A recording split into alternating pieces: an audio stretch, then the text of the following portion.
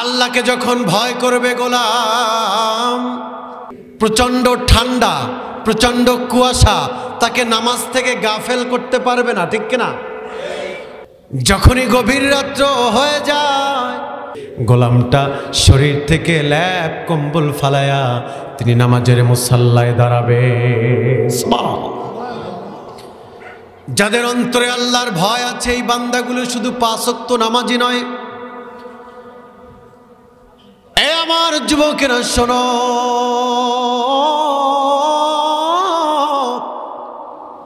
যারা আল্লাহকে ভয় করবে তারা গভীর রজনীতে, ফজরের নামাজ তো অনেক দূরের কথা, রাত্র যখন গভীর হয়, গভীর রাতে দাঁড়িয়ে দাঁড়িয়ে তাহাজ্জুদের মুসাল্লায় চোখের পানি ঝরে।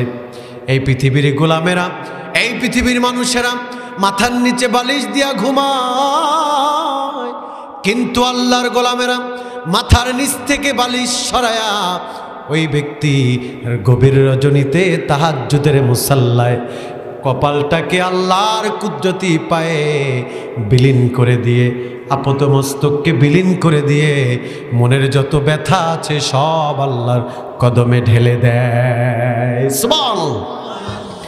সিজদায়ে নত ও শুরু ছাড়ো, আল্লাহর শরণে হৃদয়ে গারো, সেজদায়ে নত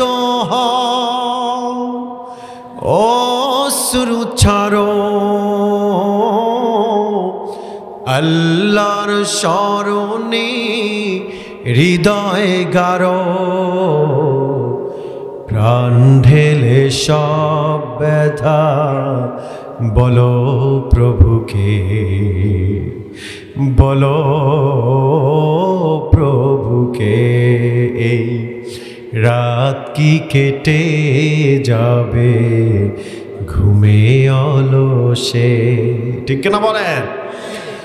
জীবনের সব ক্ষেত্রে ভয় করতে হবে আল্লাহকে।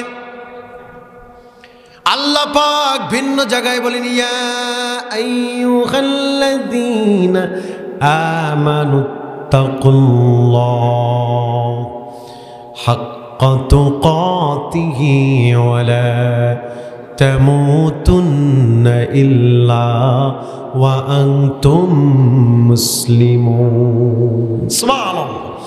আল্লাহ পাক বলেন, গোলামেরা শোনো, মুসলিম না হয়ে, আল্লাহর পেয়ারা না হয়ে, জমিনে মকবুল বান্দা না হয়ে ওই অন্ধকার কবরে যেও না। সুবহানাল্লাহ। আল্লাহকে ভয় করা লাগবে। যদি কোনো ব্যক্তি এই জমিনে, যদি কোনো ব্যক্তি এই জমিনে আল্লাহকে ভয় করে চলতে পারে, আল্লাহ পাক বলেন আমি তাকে ছেড়ে দিব না, আমি তাকে আমার রহমত থেকে সরায় দিব না, আমি আল্লাহ পাক সীমাহীন রহমতের চাদরে ঢেকে নিব। সুবহানাল্লাহ।